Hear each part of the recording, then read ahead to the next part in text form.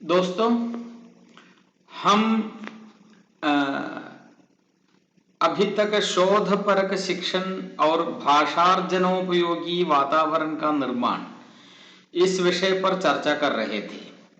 इसमें हमने शोधपरक शिक्षण के बारे में थोड़ी बहुत जानकारी प्राप्त कर ली है। उसमें शोधपरक शिक्षण के अंदर क्रियात्मक शोध, शैक्षिक परियोजना और अनुसंधानात्मक कार्यक्रम और संयुक्त शोध, प्रबंध रचना और प्रस्तुति के बारे में देखा। अब हम भाषार्जनोपयोगी वातावरण का निर्माण इस विषय पर चर्चा करेंगे। पहले हम कक्षा के वातावरण के बारे में देखेंगे। कक्षा का वातावरण किस प्रकार का होना चाहिए? हर अध्यापक को स्वतंत्र रूप से विचार करने की आवश्यकता है इसके बारे में। कक्षा वातावरण का शिक्षा के क्षेत्र में महत्वपूर्ण स्थान है। अनुकूल वातावरण में ही शिक्षा का कार्यक्रम अत्यधिक प्रभावी होता है। कक्षा में छात्र और अध्यापक, शिक्षक दोनों मिलकर कक्षा के वातावरण का निर्माण करता है। तो कक्षा के वातावरण का निर्माण करते समय शिक्षक को अत्यधिक ध्यान देने की जरूरत है। कक्षा के सार्थक वातावरण से छात्र ज्ञान के अधिकाधिक अर्जन के लिए प्रयत्नशील बनता है। कक्षा का वातावरण छात्र को सीखने के लिए अनुकूल होना चाहिए। कक्षा में आवश्यकता के अनुसार प्रकाश हो, कक्षा हवादार हो, कक्षा में पर्याप्त मात्रा में फर्नीचर हो, सभी की उचित व्यवस्था कक्षा के अंदर हो, दीवारों का रंग, कक्षा का सजावट, यह सब अध्ययन के कार्यक्रम में, शैक्षिक कार्यक्रम में प्रभाव डालता है। सहायक सामग्रियों की व्यवस्था शिक्षक कैसे करते हैं? कक्षा का फर्श, जमीन किस प्रकार का है? छात्र उससे किस प्रकार प्रभावित होता है? क्या छात्र को कक्षा के अंदर बैठने में रुचि होती है? अत्यधिक पूर्व तैयारी के साथ कक्षा में शिक्षक को प्रवेश करना चाहिए। हर छात्र के लिए उचित प्रक्रिया या प्रक्रियाएं अध्यापक के पास होनी चाहिए ताकि छात्र विषय पर रुचि रखे। छात्रों के अंदर नेतृत्व गुण, आपसी सहयोग इत्यादि भावनाओं को विकसित करने लायक सामग्रियां और प्रक्रियाएं कक्षा के अंदर होनी चाहिए।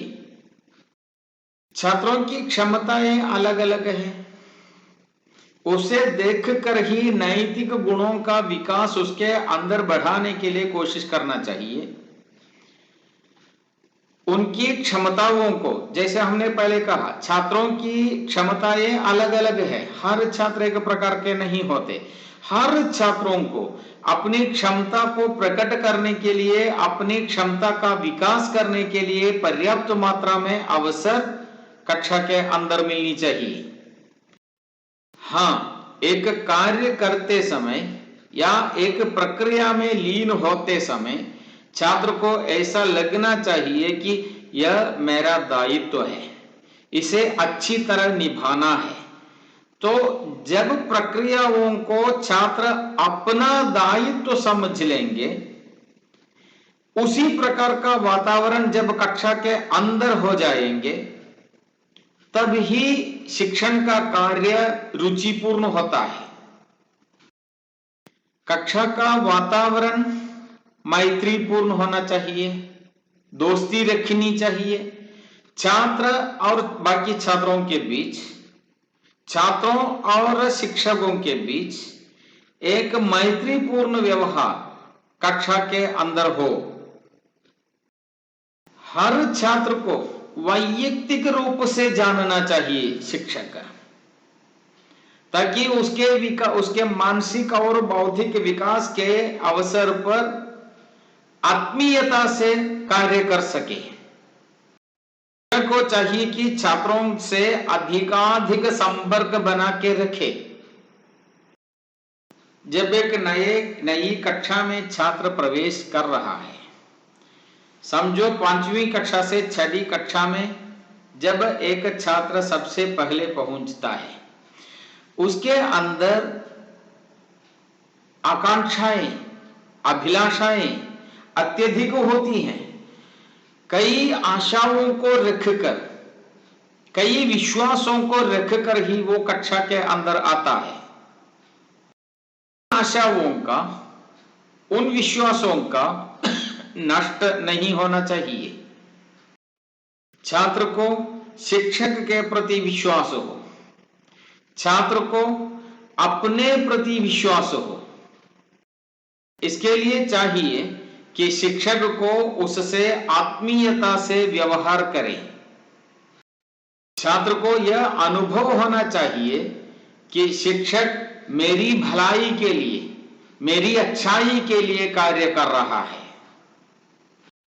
बिना संकोच के अपने मन की जो भी बात है, जो भी भावनाएं हैं, सबको खुलकर शिक्षक के सामने प्रकट करने के लिए अवसर और अधिकार छात्र को कक्षा में मिलना चाहिए। अर्थात छात्र केंद्रीकृत कक्षा होनी चाहिए। कक्षा का वातावरण अत्यधिक प्रभाव देता है। समझो कक्षा के अंदर बाहर जब कूड़ा कचरा जलाने से जो हवा होती है, वो उस हवा का गंध कक्षा के अंदर हो तो शिक्षण कार्य में वो बाधा डालती है। सामाजिकता को बढ़ावा देने वाला, सामाजिक सहयोग को बढ़ावा देने वाला, छात्र को एक उत्तम सामाजिक बनाने लायक वातावरण कक्षा के अंदर होना चाहिए। इसके लिए सबसे पहले शिक्षक को छात्रों के बीच में सामाजिक अंतःक्रिया करनी चाहिए। शिक्षक को जानना चाहिए कि हर छात्र किस माहौल से आ रहा है, उसकी पारिवारिक अवस्थाएं क्या है, उसकी सामाजिक अवस्था क्या है, उनके कौन कौन दोस्त हैं। यह जानकर एक सामाजिक अंतःक्रिया छात्रों के बीच में रखने के लिए ताकत, क्षमता शिक्षक को होनी चाहिए। तब ही वो एक वृत्तिक क्षमतावान शिक्षक बनता है, अर्थात प्रोफेशनल टीचर बन जाता है। छात्रों के अंदर आकांक्षाएं, अभिलाषाएं, आशाएं, विश्वास आदि होते हैं। साथ साथ जब एक अपरिचित अध्यापक कक्षा के अंदर प्रवेश करता है, शिक्षक कक्षा के अंदर प्रवेश करता है, तो उसके अंदर संकोच होने की भी संभावना है। शिक्षक का पहला कार्य है कि छात्रों के अंदर यदि कोई संकोच हो, उस संकोच को मिटाने के लिए काम करें, ताकि छात्र को यह लगे कि मेरी जो समस्याएं हैं, उन समस्याओं को प्रकट रूप से करने के लिए मैं इन शिक्षक के सामने कर सकता हूं। खुला मन अधिगम के कार्य पर प्रेरणा है, अधिगम की प्रक्रिया पर बढ़ावा देने वाली है। इन सारी बातें प्रभावी कक्षा बनाने के लिए, आदर्श सामाजिक वातावरण कक्षा के अंदर बनाने के लिए योगदान देती हैं। शिक्षक का व्यक्तित्व कक्षा के अंदर अत्यधिक प्रभावपूर्ण होना चाहिए। अक्सर ऐसा देखा जाता है कि शिक्षक छात्र के लिए आदर्श बनता है। यदि शिक्षक के प्रति छात्र का प्रभाव नहीं, रुचि नहीं, प्यार नहीं, आस्था नहीं, विश्वास नहीं है तो धीरे धीरे छात्र उस विषय को भी छोड़ने के लिए तत्पर होता है, छोड़ देता है। इसके लिए शिक्षक का व्यक्तित्व प्रभावी पूर्ण होना चाहिए। शिक्षक को उस विषय पर, जिस विषय पर वो कार्य कर रहा है, उस विषय पर अत्यधिक अधिकार भी होना चाहिए। शिक्षक की वेशभूषा, शिक्षक का व्यवहार, शिक्षक का स्वर, शिक्षक की आवाज, शिक्षक का व्यवहार, शिक्षक की प्रकृति छात्र की एकाग्रता को भंग करने वाला नहीं होना चाहिए। अर्थात कक्षा का वातावरण आकर्षक होना चाहिए। आकर्षक माने किसके लिए आकर्षक? छात्र के लिए आकर्षक होना चाहिए।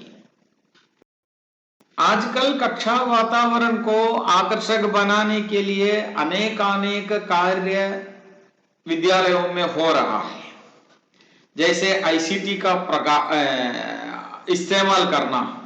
आईसीटी के इस्तेमाल से वास्तविक अनुभव के निकट छात्र पहुंचता है, जिससे छात्र प्रभावी होता है और कक्षा का माहौल ही शिक्षा के अनुकूल बनता है। कक्षा ही शिक्षा के लिए सामग्री बन जाती है और उसी प्रकार कक्षा में हर विषय को सीखने के लिए उपयुक्त सामग्रियां यदि कक्षा के अंदर ही छात्र को हर समय देखने लायक विन्यास करें तो किस प्रकार होगा। लेकिन वो विन्यास क्रमिक होना चाहिए, विषयों के बीच में हेलमेल नहीं होना चाहिए। तो जहां हिंदी सीखने के लिए सामग्री है उसके बीच में गणित सीखने के लिए सामग्री नहीं चाहिए, बल्कि कक्षा के विविध जगहों पर विषयों को केंद्रित करके पूरी कक्षा को ही शिक्षण के लिए एक सामग्री बनाना आजकल संभव है, ताकि शिक्षक को इंद्रिय अनुभव, वास्तविक अनुभव प्राप्त हो। सुविधाएं एक जगह है, सुविधा का इस्तेमाल करना दूसरी बात है।